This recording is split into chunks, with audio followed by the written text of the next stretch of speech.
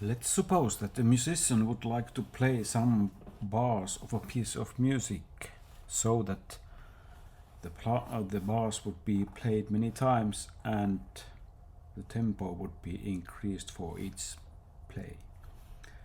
So I'm now going to use some hypothetical bars to show how this could be done.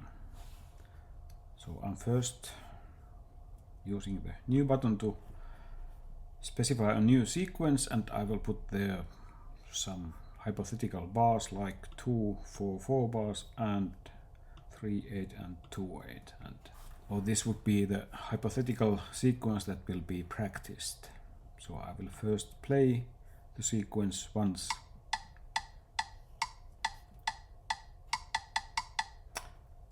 And let's suppose that the musician would like to play this many times and the tempo would be increased by 20 for each play. So I will edit it again and I will use this T+ button to increase the tempo by 20. And let's see how this works when I use this loop button.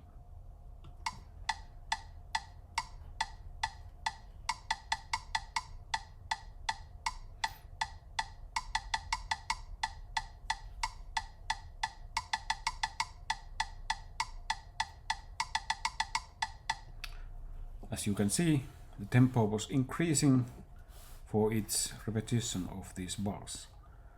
But the problem would be then now that if the musician would like to replay this whole thing, then the initial tempo should be set again, and that is a little bit difficult.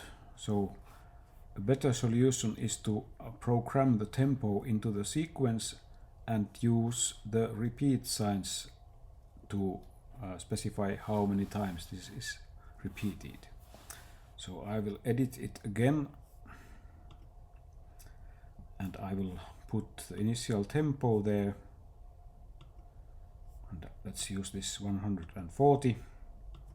So in this video I'm using high tempos just because I want to make this quite short. And I will use then the repeat signs here, the start repeat, and here the end repeat, and I will press it a couple of more times so there will be 4 there, indicating that it will be played 4 times. And now I'm using the single play button.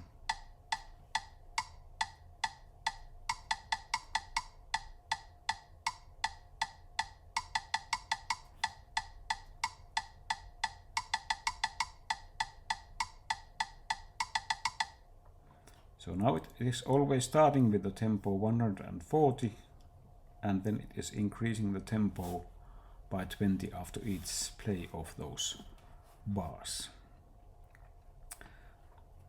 So if a musician would like to practice this way, perhaps there should be some indication or something before the actual play would start.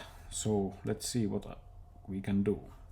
So I will edit again, and here I will add some start beats.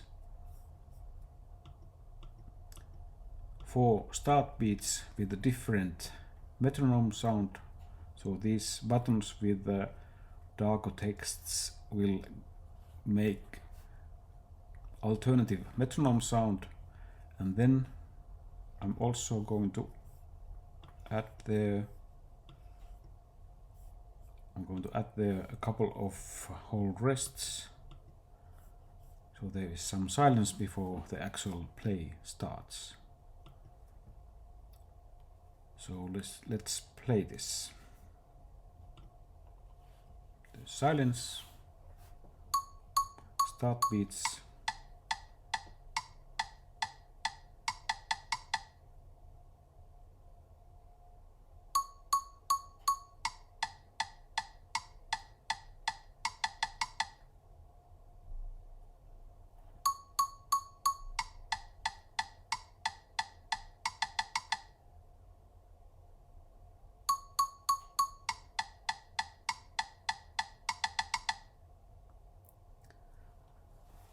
So if you have the real Barbara app and you would be doing something like this, it would be very useful to name also these sequences.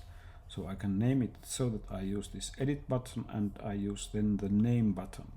And then I can give the name for the sequence, and I will now use the name hypothetical practice.